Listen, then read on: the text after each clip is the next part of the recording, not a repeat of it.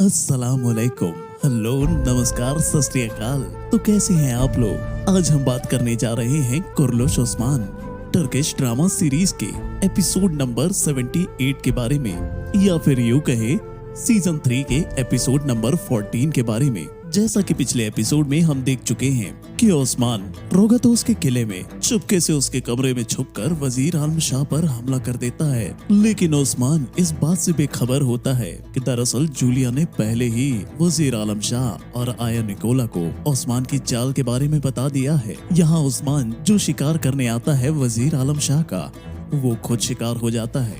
दूसरी तरफ वजीर के सैनिक ओस्मान के जाबाजों को भी पकड़ लेते हैं, साथ ही ओस्मान के भाई गुंदुस बे को भी पकड़ लेते हैं। इस पर फिर ओस्मान को न चाहते हुए भी वजीर आलम शाह को छोड़ना पड़ता है और फिर ओस्मान और उसके एल्फ्स को गिरफ्तार कर लिया जाता है। उसके बाद उन पर बहुत जुल्म ढाए जाते हैं। निकोला और वजीर आलम शाह तो उन्हें उस वक्त ही मार देना चाहते थे, क्योंकि ओस्मान को खत्म करने का इससे अच्छा मौका उनको दोबारा नहीं मिलता। लेकिन आलम शाह जैसा शातिर शख्स इस मौके का और भी फायदा उठाना चाहता था और ओस्मान के जरिए गुंदुस बे और काय कबीले पर अपना कंट्रोल पाना चाहता था। इसीलिए उसने गुंदुस बे को ओस्मान की जान बचाने का लालच देकर अपनी तरफ मिला लिया। इस बात पर आया निकोला बौखला जाता है, लेकिन शैतान जैसी फितरत रखने वाला वजीर आलम शाह वादा खिलाफी करने के लिए बिल्कुल तैयार रहता है और वो ठान लेता है कि अगले दिन ओस्मान को उसे किले में ही फांसी दी जाएगी। वहीं दूसरी तरफ कबीले में ओस्मान की गिरफ्तारी को लेकर हलचल मच जाती है, लेकिन गुंदुस बे का अंधापन तो देखिए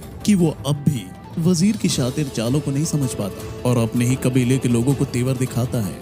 ओस्मान की गिरफ्तारी के साथ साथ आय निकोला मिखाइल कोसेस और रोगातोस पर भी हमला बोल देता है। रोगातोस तो जान बचाकर किले से भाग जाता है, लेकिन मिखाइल कोसेस जो निकोला से बदला लेना चाहता था, वो निकोला के जाल में ही फंस जाता है और अब आय निकोला, बेलेचेक, इनागोल और हरमानक्या तीनों किलों का मालिक बन जाता है। मिखाइल कोसेस को टॉर्चर करने के बाद उसे एम्परातोर के दरबार में पेश करने के लिए कॉन्स्टेंटिनोपल भेजा जाता है और मिखाइल कोसेस की बहन को उसी के किला से गिरफ्तार करके निकोला अपनी सिपाहियों के साथ उसे इनागोल किला भेजता है। वहीं दूसरी तरफ रोगातोस किले से बाहर निकलने के बाद खुफिया रास्ते के बाहर कुमराल अब्दाल से मिलता है, जहां से वो उसे एक महफूज ठिकाने पर लेकर जाते हैं। दूसरी तरफ तुर्गुत बे मारी को इनागोल के रास्ते से ही बचा लेते हैं, जहां फिर तुर्गुत बे को पता चलता है कि ओस्मान बे, मिखाइल कोसेस और रोगातोस के साथ क्या हुआ है और इन सब के पीछे वजीर आलम शाह और आयन निकोला है। दूसरी तरफ जिंदान यानी जेल में ओस्मान और उसके जाबाजों के ऊपर वजीर आलम शाह का कमांडर जलाली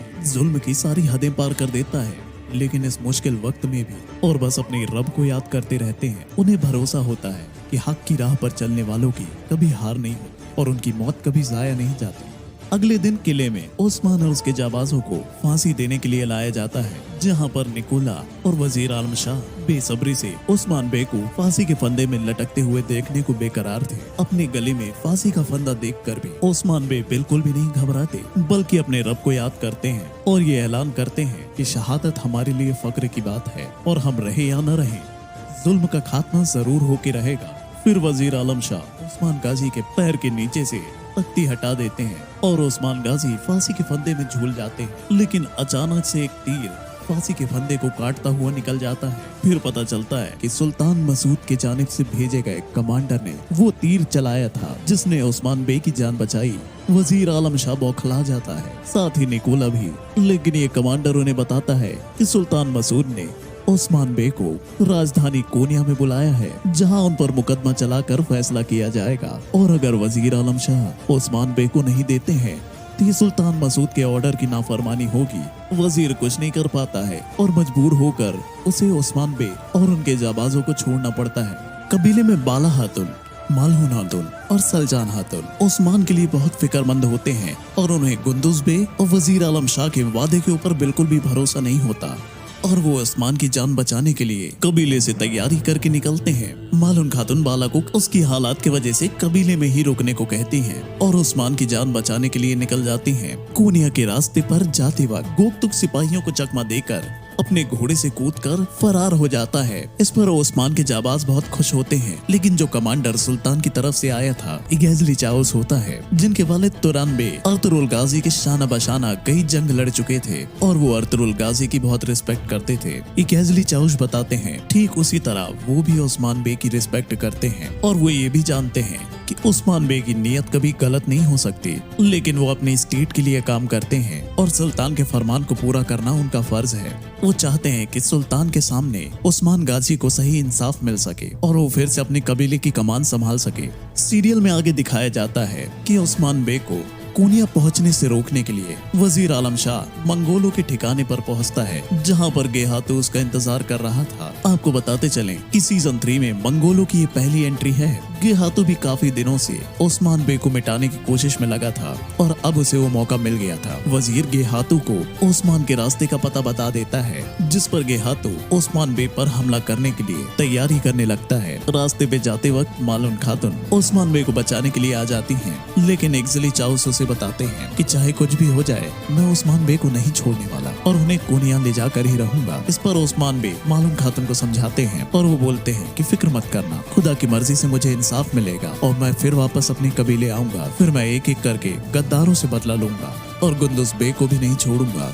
मालून खातून उस्मान बे को बताती हैं कि गुंदुज बे सभी तुर्क कबीलों के सरदारों के साथ मीटिंग करने जा रहे हैं। इस पर उस्मान कहता है कि ये मीटिंग बिल्कुल भी नहीं होनी चाहिए, चाहे कुछ भी हो जाए ये मीटिंग रोकना ही पड़ेगा और ये काम मैं तुम्हें देता हूँ मालून। और फिर मालून खातून वहाँ से चली जाती हैं। सीरियल में हम आगे देखते हैं कि बाला खातून शेख हदीबाली के पास पहुँचती हैं और सारा मामला बताती हैं। शेख हदीबाली बाला खातून को तसल्ली देते हैं कि फिक्र न करें, हक की राह पर चलने वालों के साथ अल्लाह हमेशा होता है। दूसरी तरफ रोगतुस कुमरल अब्दाल चरवाहे की बातों से बहुत ही मुतासिर होता है। रोगतुस चरवाहे को बताता है कि किले में अब भी मेरे वफादार लोग हैं, अगर उनसे मैं मिल सकूं मैं फिर से किला अपना हथिया सकता हूं। इस पर चरवाहा बोलता है, अगर तुम्हें सच में भरोसा है तुम्हारे लिए उन लोगों को मैं लेकर आऊंगा यहाँ। फिर हम देखते हैं कि वो रोगतुस के सिपाहियों को लेकर भी आता है। वहाँ रोगतुस अपने सिपाहियों से बात करता है और उन्हें बोलता है, जब तक मैं ना कहूँ तुम लोग किले में ही रहो और हम सब मिलकर फिर से किला हथिया लेंगे। सीरियल में हम आगे देखते हैं कि उस्मान बे,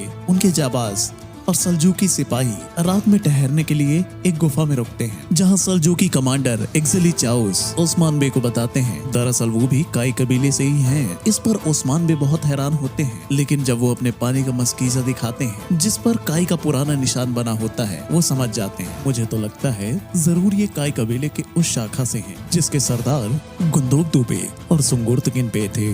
एक्जली चाउस बताते हैं कि कोनिया में हालत बहुत खराब है, एक सल्तनत डूबने की कगार में है, लेकिन हमें उम्मीद उस सितारे से है जो सरहदों पर चमकने जा रहा है। दरअसल वो उस्मान बे की ही बात कर रहे थे कि अगर हम सुल्तान के लिए काम न कर रहे होते तो जरूर आपके साथ कंधे से कंधा मिलाकर सरहदों में आपके साथ होते। और यहाँ पर ये भी पता चलता है कि उस्मान बे को बचाने के लिए कुनुराल्प ने ही एक्जली चाउस को खबर दी थी और साथ ही साथ वजीर आलम शाह की मनमानी के बारे में बताया था। इन दोनों सल्जूकी सिपाहियों की बातों से और इनकी हरकतों से ये तो साबित हो जाता है कि ये बुरे इंसान नहीं है और कहीं न कहीं आगे के एपिसोड में हम ये देखने जा रहे हैं कि कुनुराल्प के साथ साथ एक्जल चाउस भी उस्मान बे के साथ मिल जाएंगे। सल्जूकी सल्तनत का खात्मा होने जा रहा है। वहीं दूसरी तरफ मालून खातून बाला खातून सरदारों की मीटिंग में आकर ये बताती हैं कि हमने उस्मान बे से मुलाकात की है और उनका हुक्म है कि किसी भी हाल में ये मीटिंग रोकी जाए। वो कोनिया जा रहे हैं और वहाँ से अपने ऊपर इल्जामों को हटाने के बाद जब वापस आएंगे तो अपनी सरदारी की गद्दी फिर से संभालेंगे। इस पर सारे सरदार खुश हो जाते हैं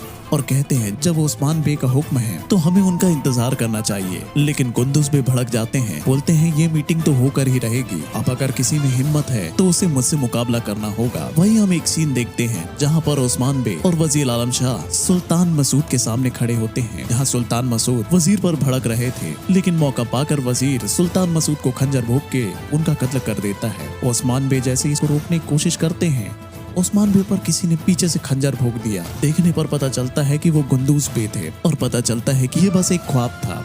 अगले सीन में हम देखते हैं कि जहां तुर्गुत मिखाइल कोसिस को बचाने गया था उसके बारे में आया निकोला ने पहले ही अंदाजा लगा लिया था और सही मौका देखकर वो उन लोगों पर हमला कर देता है। वहीं जब अगले दिन उस्मान बे अपना सफर फिर से शुरू करते हैं, रास्ते में उन्हें मंगोल लीडर गेहातू रोक लेता है, जहां पर वो गोक्तुक आल्प को बंदी बनाकर लाता है और उस्मान बे के सामने ही उसका कत्ल कर देता है। सीरियल का ये सीन बहुत ही इमोशनली तरीके से फिल्माया जाता है क्योंकि गुप्तुक आल्प उस्मान बे के सबसे करीबी सिपाही थे और सभी सिपाहियों के सिपह सलार भी थे। और यहीं पर ये एपिसोड खत्म हो जाता है। आपको क्या लगता है गुप्तुक आल्प की जगह कौन लेने जा रहा है? कमेंट बॉक्स में हमें बताइएगा। तब तक के लिए हमें दीजिए इजाजत। आपको अगर हमारी वीडियो अच्छी लगती हो तो वीडियो को लाइक करें। ऐसी ही और पॉपुलर सीरीज की वीडियोस हम आपके लिए आगे लेकर आने वाले हैं, तो चैनल को सब्सक्राइब जरूर करें और हाँ, बेल आइकन को जरूर दबाएं।